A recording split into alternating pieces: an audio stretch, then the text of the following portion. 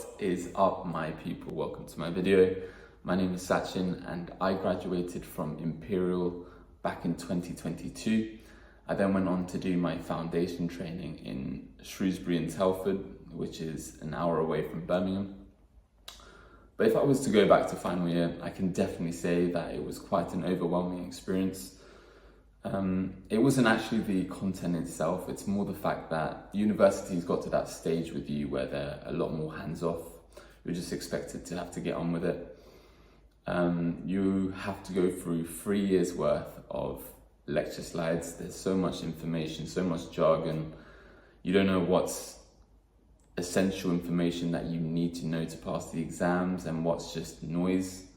And by noise, I mean information which you don't necessarily have to know to pass the exam, but it's just nice added information to know about the topic. Then there's the unspoken thing, which is where no one wants to be the stupid medical student.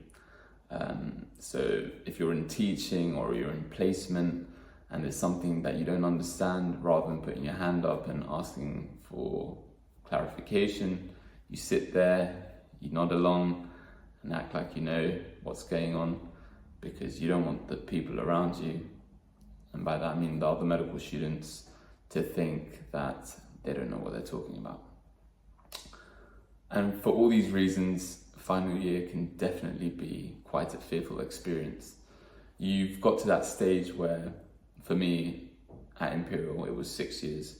So you've done 5 years now, and you feel like you're right at the final stage of your journey, yet you've got the biggest hurdle ahead of you, and that's definitely a scary experience. So although final year is an overwhelming experience, I did manage to pass my finals quite comfortably, and I thank God for that. But it did make me realize one thing. It's very important. Passing your finals doesn't necessarily mean you're going to feel confident about doing FY1. And the reason is because it's two different skills. So when you're passing your finals, you have to have the theory, right? You need to have the knowledge, but actually translating that into real clinical decisions is a whole different experience. I remember feeling quite anxious because I had the thought of being bleeped in the middle of the night by a nurse about an unwell, deteriorating patient. And that's when it hit me that I'm actually responsible for someone's life. So in this channel, I focus on what actually matters, why it matters, and then I relate it to real clinical situations in a step-by-step, calm and clear way. I have to be honest, this channel is not for all medical students.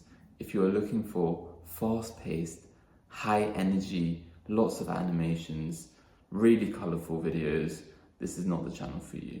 This is for the students who have a certain learning style.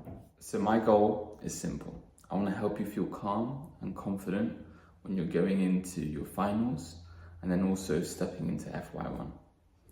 Not because you've memorized all the information, but because you actually understand what you're doing. If that sounds like something you need, then feel free to follow along and I'll see you in the first lesson.